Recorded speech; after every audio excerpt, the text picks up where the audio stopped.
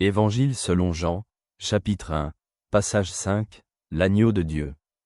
Le lendemain, Jean vit Jésus venir vers lui et dit, « Voici l'agneau de Dieu qui enlève le péché du monde. » C'est de lui que j'ai dit, « Après moi vient un homme qui m'a devancé, parce qu'il existait avant moi.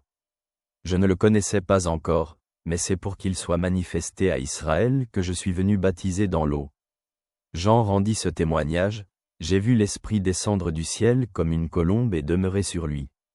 Je ne le connaissais pas encore, mais celui qui m'a envoyé baptiser dans l'eau m'a dit, « Celui sur qui tu verras l'Esprit descendre et demeurer, c'est lui qui baptise dans l'Esprit Saint. » J'ai vu et j'atteste que cet homme est le Fils de Dieu.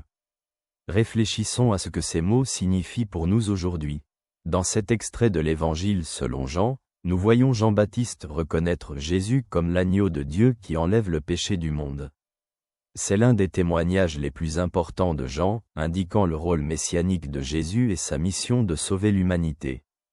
Jean-Baptiste décrit une vision dans laquelle l'Esprit Saint descend sur Jésus sous la forme d'une colombe, confirmant ainsi la nature divine et la mission de Jésus. Cet événement fut non seulement un signe pour Jean, mais aussi une révélation publique de l'identité de Jésus en tant que Fils de Dieu. Jean souligne que Jésus est celui qui baptise avec l'Esprit Saint, ce qui signifie que son action apporte renouveau spirituel et salut.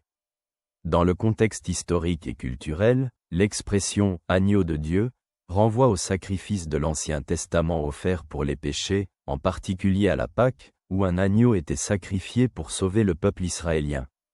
Jésus, en tant qu'agneau de Dieu, est celui qui s'offre pour les péchés du monde entier, apportant le salut ultime. Pour les croyants contemporains, ce passage est un rappel du sacrifice de Jésus et de son amour infini pour l'humanité. Il nous appelle à accepter son don de salut et à vivre en accord avec ses enseignements, pleins de grâce et de vérité. Que la paix et la joie soient avec toi.